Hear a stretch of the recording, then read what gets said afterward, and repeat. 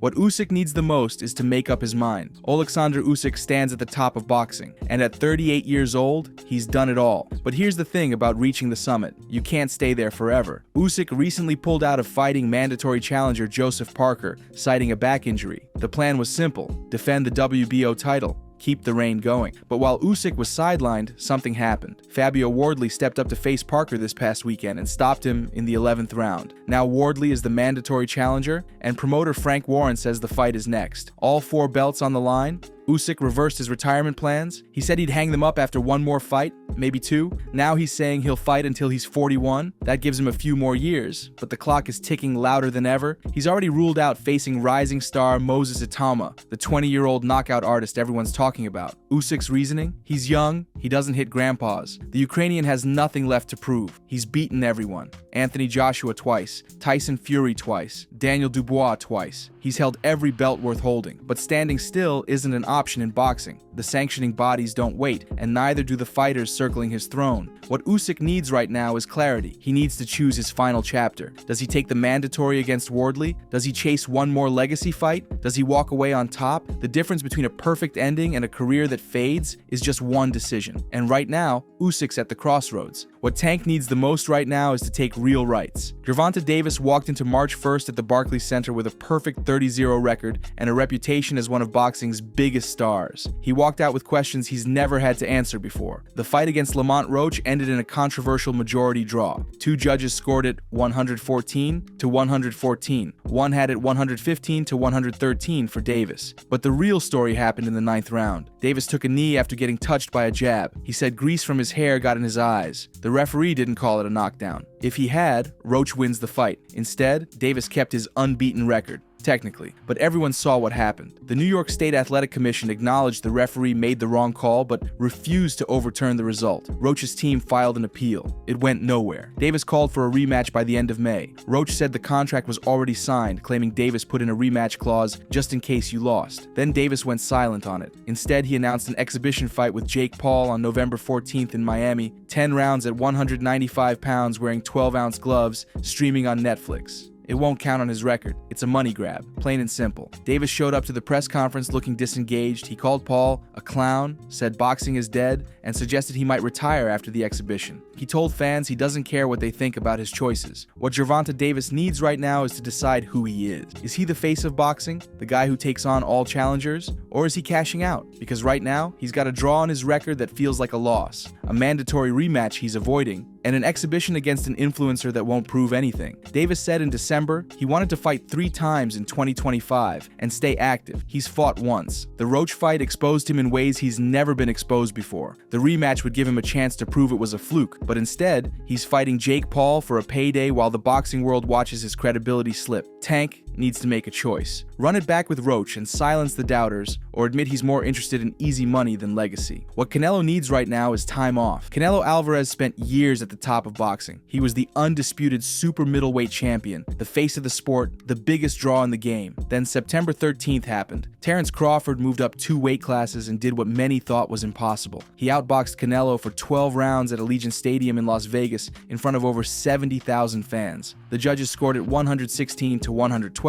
115 to 113, and 115 to 113. Crawford became the first man to become undisputed champion in 3 different weight classes. Canelo lost his belts, his 6-fight win streak ended, his aura cracked. It wasn't a robbery, it wasn't controversial. Crawford was simply better. He used speed, movement, and timing to make Canelo miss. By the 6th round, Crawford was landing big left hands and smiling. By the 8th, Canelo was letting it slip away. He couldn't stop the jabs. He couldn't land his power shots. Crawford walked him down until the final bell. The fight streamed on Netflix. No pay-per-view. The entire world watched Canelo get dismantled. Now he's 35 years old with a decision to make. Reports came out in late September that Canelo needs elbow surgery. His return has been pushed to mid to late 2026. He signed a 4-fight deal with Turki Alalshik and Riyadh season worth a reported $400 million. He beat William Skull in May to set up the Crawford fight. That was supposed to be the beginning of a Saudi-backed legacy run. Instead, it became the beginning of questions Canelo's never had to answer. Can he come back from this? Does he want to? He's made over $700 million in his career. He's won titles in 4 weight classes. He's beaten everyone except Floyd Mayweather. Dmitri Bivol, and now Terence Crawford. There's nothing left to prove, everything left to question. What Canelo needs right now is honesty with himself. The surgery buys him time to think, but when he comes back in 2026, he'll be 36, recovering from elbow surgery and chasing a legacy that just took a hit. Does he fight Crawford again in a rematch? Does he move back down in weight? Does he take easier fights to rebuild? Or does he walk away? Because the hardest thing for a champion to do is admit when the throne doesn't feel the same anymore. What Terence Crawford needs right now is an interesting matchup. Terence Crawford just did the impossible. He moved up 2 weight classes, walked into Allegiant Stadium in Las Vegas in front of 70,000 fans, and beat Canelo Alvarez. Unanimous decision. All 3 judges had it for Crawford. He became the first male boxer in history to win undisputed titles in 3 different weight classes. At 37 years old, he's now 42 and 0 with nothing left to prove. So what does he do next? That's the question nobody can answer, not even Crawford. Minutes after beating Canelo, Netflix's Max Kellerman asked him if that was his last fight. Crawford didn't say no. Like I said before, I don't know. I gotta sit down with my team and we're going to talk about it. Days later on Ariel Helwani's show, he said the same thing. It's still up in the air. Could be. I'm just saying it could be, it may not be. His trainer Brian McIntyre said Crawford wants to fight again, maybe 2 or 3 more times, but Crawford himself keeps the door open to walking away. Roy Jones Jr. told him to retire now and not make the same mistakes he did. Others are calling for him to fight David Benavidez, Dmitri Bivol, or drop down to middleweight for a 6th division title. But here's the problem. Crawford already said he doesn't want to fight Benavidez. The size difference is too much. Benavidez is a big dude. He's 6 foot something. Then he's gonna come in 190, 200 pounds. The only reason why I entertain Canelo is because he's not a big dude. A Canelo rematch is the money fight. Crawford made $10 million for the first one. Canelo made over $100 million. If they run it back, Crawford gets a bigger cut and another massive payday. But there's no rematch clause. It would have to be negotiated, and Canelo needs elbow surgery, which pushes his return to mid-2026. What Terence Crawford needs right now is to make a decision while he's still on top. He's 38 in a few months. He's undefeated. He just beat the face of boxing. He has nothing left to prove and everything to lose. The WBA already stripped him of his light middleweight title because he's not going back down. He can retire right now as one of the greatest ever, or he can keep fighting and risk tarnishing a perfect legacy. Crawford said it himself years ago. I'm going to retire from boxing before I let boxing retire me. The question is whether he means it, because right now, he's standing at the top of the mountain with 2 paths in front of him. Walk away a legend, or keep climbing and see what happens. The hardest fights aren't always in the ring. What Ryan Garcia needs the most right now is to get his shit together. Ryan Garcia spent a year watching from the outside, 1 year suspended, 1 year stripped of the biggest win of his career, 1 year of questions about who he really is. April 20th, 2024. Garcia beat Devin Haney, dropped him 3 times, won by majority decision. Then he tested positive for Ostarine in 2 separate drug tests. The New York State Athletic Commission overturned the results to a no contest, suspended him for a year, fined him $10,000, and made him forfeit $1.2 million. Garcia said he was innocent. He said he never intentionally took a banned substance. Nobody believed him. Then in July 2024, while still suspended, Garcia went on social media and posted hateful comments, racial slurs, laughing about violence. The WBC expelled him. His own parents released a statement saying those comments didn't reflect who he is and that he needs help. The suspension ended April 20th, 2025. Garcia was cleared to fight. The plan was simple. Beat Rolly Romero on May 2nd in Times Square. Set up the rematch with Haney in October. Make millions. Reclaim his name. Rolly Romero had other plans. Second round, Romero landed a left hook. Garcia went down. He got up, but he never recovered. He looked sluggish, hesitant, afraid to throw his left hook, afraid to take risks. Romero walked him down and outworked him for 12 rounds. The judges scored it 115 to 112, 115 to 112, and 118-109, all for Romero. Garcia's comeback was a disaster. After the fight, he blamed the layoff. The whole year took a lot out of my body. But the truth is simpler. He looked like a fighter who didn't belong in the ring anymore.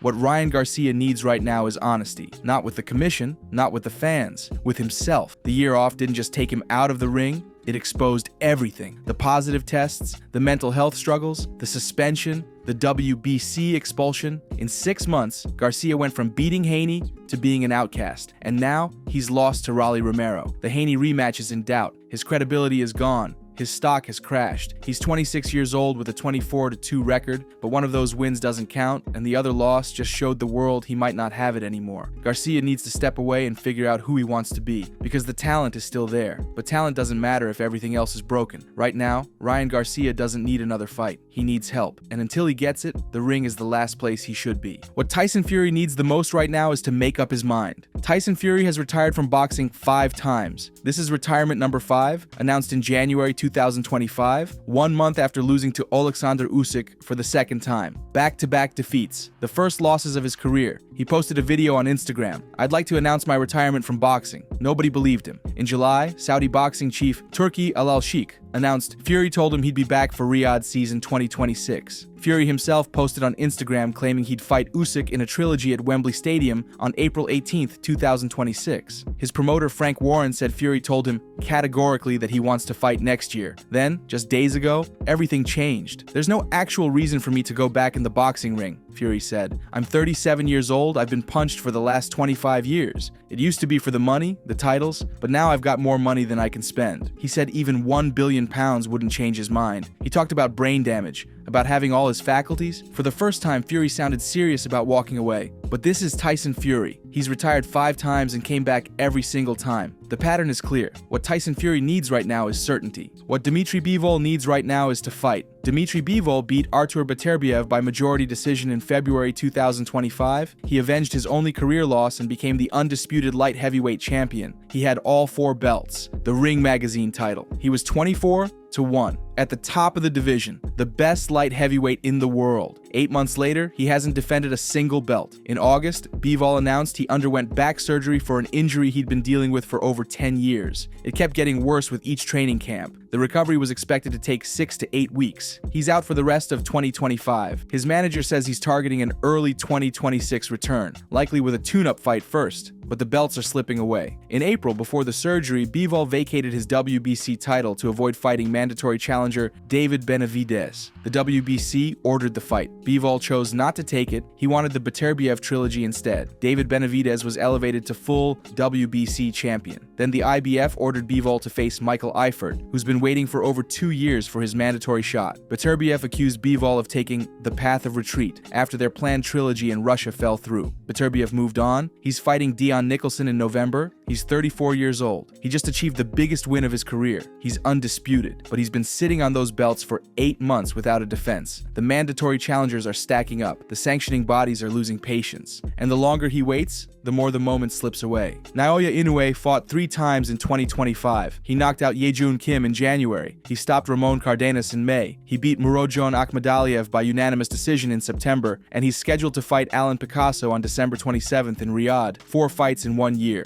All defenses for the undisputed title. After beating Akhmadaliev, Inoue called out Junto Nakatani, who was ringside watching. Naoya Inoue is doing everything right. He's active. He's dominant. He's fighting the best available opponents. He's a 4-division champion, a 2-time undisputed champion, one of the best pound-for-pound fighters in the world. So what does Naoya Inoue need? Nothing. And that's the problem. Inoue has cleaned out super bantamweight. The super fight with Nakatani is tentatively planned for spring 2026 at the Tokyo Dome. That's a massive fight in Japan, but it's the only fight left that feels significant. What Devin Haney needs right now is to find himself again. The fighter who beat Vasily Lomachenko, who outboxed George Kambosos Jr. twice, who became undisputed at lightweight. That version of Haney is gone. What's left is a fighter who looks like he's still reliving the Garcia fight. 6 months after Ramirez, and he still looked shell-shocked. Haney is 26 years old. He was supposed to be entering his prime. Instead, he's fighting for survival. The Ryan Garcia rematch is the money fight. But if Norman knocks him out on November 22nd, that fight disappears. And Haney's career as an elite fighter might go with it. The problem isn't just physical, it's mental. Haney looked afraid against Ramirez. Hesitant, like he was waiting to get hit. That's not the fighter who dominated lightweight. That's a fighter who's been broken. What Haney needs is to prove he's still him. To show the Garcia fight didn't end his career. To stand in the pocket and fight like he used to. But that's easier said than done when you're facing a 24-year-old knockout artist who just flattened his last opponent with 1 punch. Haney's at a crossroads. Win,